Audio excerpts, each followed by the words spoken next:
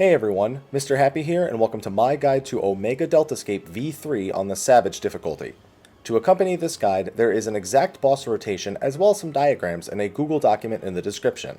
The first 4 phases of Halicarnassus' encounter on Savage each have a different set of rules and mechanics for you to follow, with the final phase combining the rules of all the previous phases. To skip to a specific phase, please use the timestamps in the description of the video. Phase 1 starts with Halicarnassus using what we will call for this guide the standard board, and contains mostly mechanics you'll recognize from normal mode. Critical hit is still her tank buster that always critically hits, so awareness and other cooldowns help a lot here. She has the same 3 spells as well, Spellblade Thunder being a line AoE, Spellblade Blizzard being a point blank AoE, and Spellblade Fire being a donut AoE. However, she does use haste before casting these spells, making them much faster, so be ready to react whenever one comes out quickly. Also, Dimension Wave does a large amount of room-wide AoE damage. Spellblade Holy also has new patterns in Savage mode. For the first one shortly into the fight, 3 players will be marked with AoEs that should be spread away from the group, and 1 person will have a stack marker. However, 2 of the spread AoEs will be tethered to each other, and the remaining spread AoE will be tethered to the split damage AoE. When the tethers expire, the 2 tethered players swap places. This simply means the player can stack with the player tethered to the split damage AoE, and will be swapped into the group. The other 2 can just spread away from the party. Queen's Waltz is the next major mechanic. This ability in standard panel phase simply does a conal AoE in the direction of each player, so organize positions around the boss that players will always go to when this ability is casting in phase 1. However, Queen's Waltz does something different depending on which panel phase she is in, so we will have to revisit this ability for each phase. Shortly into phase 1, Halicarnassus will change 6 of the panels into playing fields. It will always be the pattern you see here, and each of the panels works similarly to normal mode. We assign 1 tank to each panel, 1 healer to each healer panel, and 2 of the DPS to each DPS panel. It's important to make sure that at least 1 player is in each of the panels, as having 1 empty will be considered a failure of the mechanic. Right before this, Oink will cast, which will turn any player not stacked with another player into a pig, causing them to fail the game set forth by Halicarnassus that follows. Just have everyone stack up behind her, and then head to their set panels. That will mark the end of Phase 1. Phase 2 begins right after the game executes, and changes the battlefield into the forest panels. 6 of the panels will become briars, slowing and dealing damage to anyone who steps in them. These 6 panels are always split up into 2 sets of 3, taking up opposite corners of the room. It's important to quickly identify which corners of the room are not safe, as you'll need to know that to do the next mechanic properly. In the forest phase, when Halicarnassus does the Queen's Waltz, it puts a tether between 2 players that can be broken by running away from your tethered partner. A DPS is always tethered to either a healer or a tank, and vice versa, so we simply have the tanks and healers run to the safe corner on the north side of the room, which will either be northeast or northwest depending on briar locations, while the DPS run in the opposite direction to their safe corner. Make sure to stay close to the middle of the room until the waltz finishes casting, as the tether breaking is based on distance traveled after it was placed, so being too far away when it casts can make for an unbreakable tether. Also, there is a Spellblade Fire around the boss during this, but that shouldn't be much of a threat. A short while after the first waltz in this phase, the boss summons a white flame from her place token skill. This flame hits incredibly hard, so make sure the off-tank picks it up very quickly. More importantly, after a short delay, it'll also cast White Wind, healing in a huge area around it. If the boss is too close, it will heal them too, so we just drag the boss to the north safe corner and have the off-tank drag it away from the safe corner, regardless of where it spawns. All DPS should quickly focus it down before the next mechanic. Halicarnassus will next cast Mind Jack, giving each player a debuff with an arrow assigned to it. When the debuff expires, the players will run uncontrollably in the direction the arrow is pointing, based on whatever direction their character is facing. In this example, I have a right arrow on my Mind Jack debuff, so it means that my character will automatically turn to the right from whatever direction I'm facing and start running when that debuff wears off. This is important, as the boss will do another Queen's Waltz here. You'll need to make sure your character runs in the same designated direction as the first time you did Queen's Waltz in this phase. So face your character in the appropriate direction to force them to run towards your designated corner. Once this resolves, you'll move on to Phase 3. Phase 3 you should recognize from normal mode, and it functions very similarly. We will call this the Mountain phase. When the boss uses Queen's Waltz, the blue zones are safe and the black zones are lethal, so make sure you're standing in one of the blue zones when it casts. She uses Place Token to summon the Dark Dragon like in normal mode, but he hits a lot harder. The off-tank should pick up the dragon as soon as possible and bring it right next to the boss in the middle of the room. After the first waltz, the boss will cast Ribbit on a random target other than the main tank. To make sure that there's no randomness here, we all stack on the main tank, including the off-tank with the dragon, and then run to the opposite side of the boss.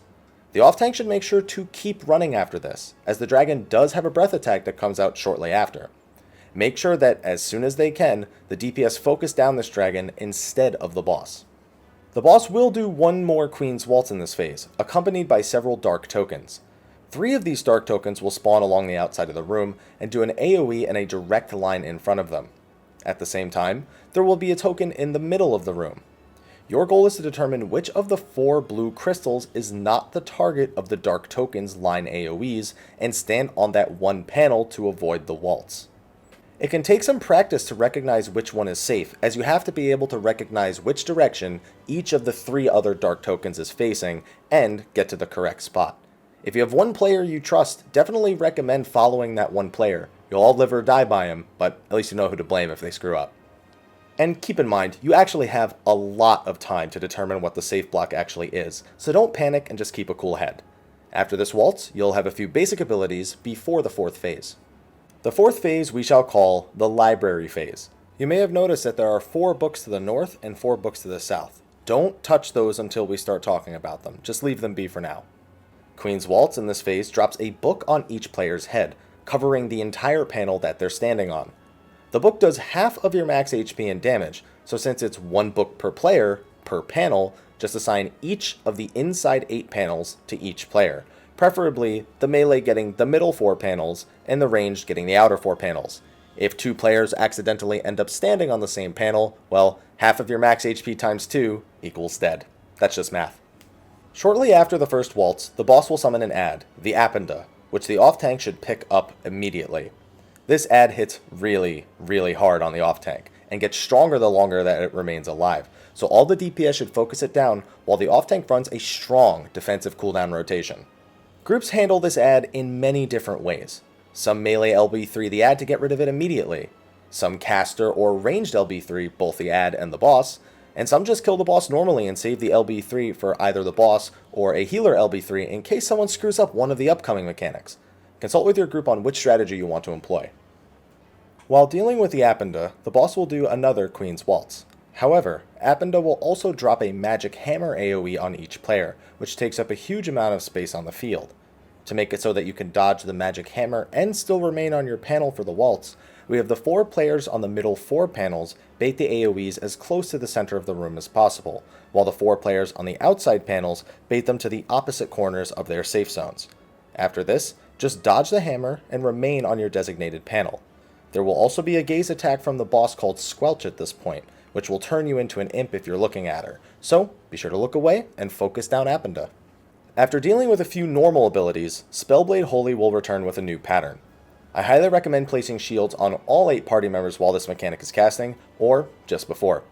Spellblade Holy will mark 4 players with AoEs that should spread out, and 2 players with split damage AoEs. The boss will also cast a Queen's Waltz at the same time, so the only way to mitigate all of this damage is with the books you've been ignoring on the map up until now. That's right, those have been here this entire time. The 4 spread damage AoE markers each get one of the shield books to the north, while the other 4 players each take one of the magic defense books to the south. On top of that, each split damage AoE should be split between 2 players, the marked player and one of the 2 remaining unmarked players. Ultimately, to successfully complete the mechanic, you'll want to end up in a pattern that looks like this, with each player also standing on a different panel to ensure 2 books don't overlap and kill people. Also mind you that when you touch these books, you are rendered unable to perform actions for the duration of the buff, so any defensive spells or abilities you want to use them beforehand. Unfortunately, I've seen this mechanic many times and have seen no reliable patterns to follow. The only rule that I've ever followed is that the split damage AoE markers get the 2 bottom middle books, and split damage with the panel next to them with the unmarked player. It'll take some practice and some patience to get this down, but the cast time is quite long, so with Sprint, you can adjust quite easily. The other strat I've seen employed, and this is why I mentioned the healer LB3 earlier, is to just make sure that the healers and tanks survive, and then you LB3 to revive the whole party.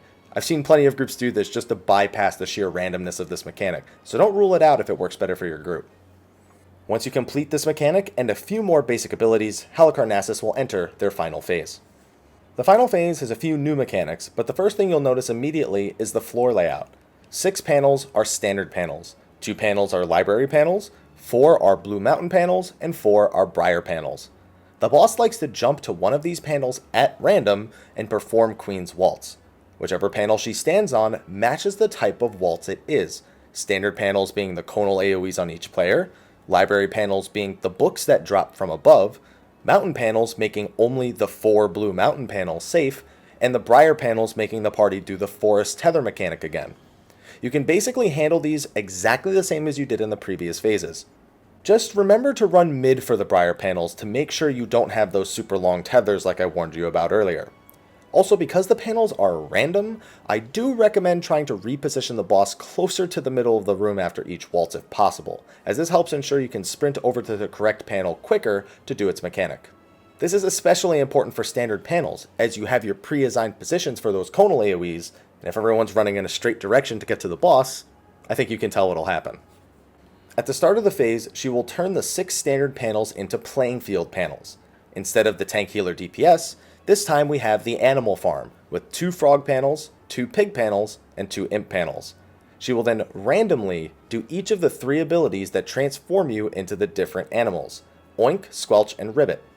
You'll basically want some players to fail each of these mechanics so that they are transformed, as once again you do need all 6 panels to have at least one of the correct animal inside in order to complete the game, meaning you need a minimum of 2 of each animal. Regardless of the order, I like to have the healers fail the mechanic first, then the tanks fail second, and then the DPS fail third. This helps ensure the highest possible DPS output for the party while making sure there is at least 2 of each animal. Just make sure your tanks and healers don't fail any of the mechanics following the one that they're assigned to, or you won't have enough of each animal. Let's go through an example. Let's say the first mechanic is Ribbit. The healers would make sure they get hit by this Ribbit while everyone else avoids it.